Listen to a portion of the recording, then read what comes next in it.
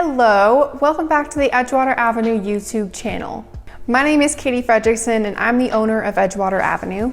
And today we're kicking off a 3-part series that's all about elastic. In this first part, we're gonna go over the 3 most common questions about elastic. And we're also gonna go over some basics before you actually hit the sewing machine. This is gonna be a video with a lot of talking, so if you're looking for a specific question, I've made timestamps in the comments so you can quickly navigate to what you're looking for.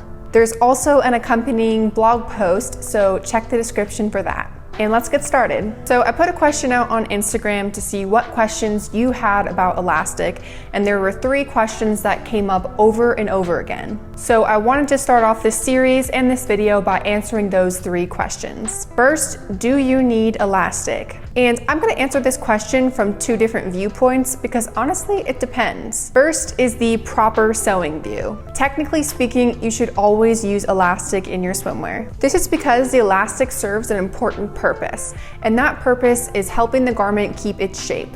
The actual fabric in a swimsuit will stretch over time, but it's the elastic that keeps everything in place. It also prevents overstretching. Elastic also helps the garment sit nice and flat so that seams don't roll over. On top of all of that, having elastic in your swimwear has a much more professional look, so if you plan on selling your swimwear, that's definitely something to consider. Now I'll discuss the circumstances where you don't need elastic. There are a lot of different complaints on why people don't want to use elastic, and at the end of the day, it is your choice. Sure, technically speaking, elastic is the best way to go. However, some people don't like the feeling of elastic. It can feel kind of constricting to some people, and they prefer more of a looser fit. There are also others who don't have the means to get elastic, usually because the type of elastic that you need doesn't ship to your country. Then there's the third group of people who I really identified with when I first started sewing. And those are the people who aren't worried about being exactly proper yet. They just want to sew something that they can wear. And honestly, when I first started sewing, getting so caught up in what was proper really prevented me from trying new things and being more creative. So if you want to make a swimsuit and you either don't have elastic, or you don't like to use it, or you're not very good at sewing it, don't worry about it. Just sew because it makes you happy. But I don't want to get in trouble, so technically you should always use elastic, but at the end of the day, just do what's best for your situation. The second question is what width to use. This is a little bit of personal choice and a little bit of it depends on what you're doing.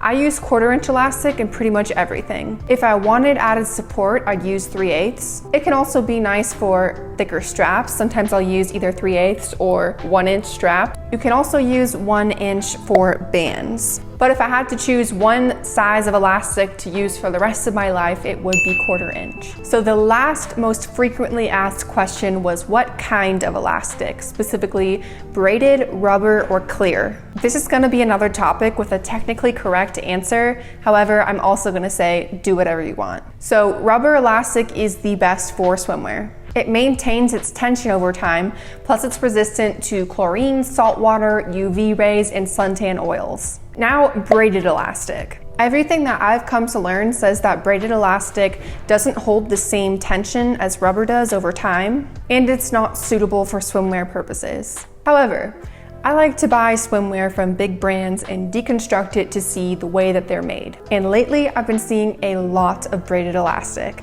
So I don't know anything about where to find it, but apparently there is braided elastic out there that is suitable for swimwear. And finally, clear elastic. People really like this stuff since it's the lightest weight, but unfortunately, out of all 3, it seems to be the first to break down, the one that holds the least tension over time, and it doesn't do well with UV rays.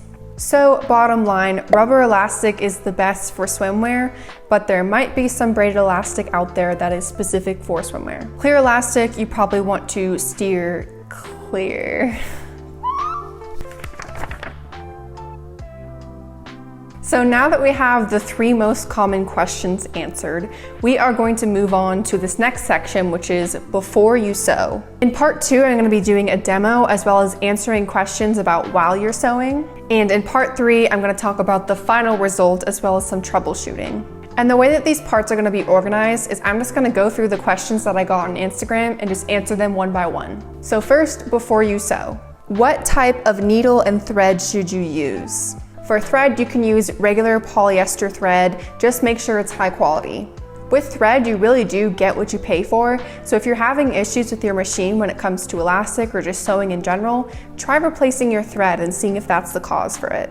For needles, I'd recommend using either ballpoint or stretched needles. And I've read that stretched needles are specifically the best for elastic. Make sure you replace your needles after 24 hours of using them on the machine. Worn needles can cause an astonishing amount of problems, so if you're starting to have issues all of a sudden, that's the first thing I would try. The next question is, where do you buy elastic? Now this depends on whether you want to buy a bunch or just a little. For small quantities, I recommend shopping on Etsy. I started a sister company for Edgewater Avenue called Swimwear Notions USA, and over there on the Etsy shop, there's a bunch of rubber elastic and a bunch of different swimwear stuff. The smallest I sell is 10 yards, and I also sell by the pound, which will get you several hundred yards. So if you want to support this channel, that's a great way to do it. I'll make sure to link it. However, I'd be a pretty bad person if I told you the only place you could get elastic is from me. So I made a blog post with some links to shops that Edgewater Avenue customers love to buy their elastic from, and that will be linked in the description. Like I mentioned earlier, this is just part 1 of 3. In the next video, I'm going to be answering more specific questions about what happens while you sew, and I'm also going to be doing a demo. And then later on in part 3, I'll be going over some troubleshooting and try to get to the bottom of why you're having the issues you're having. So thank you for watching, and I'll see you in part 2.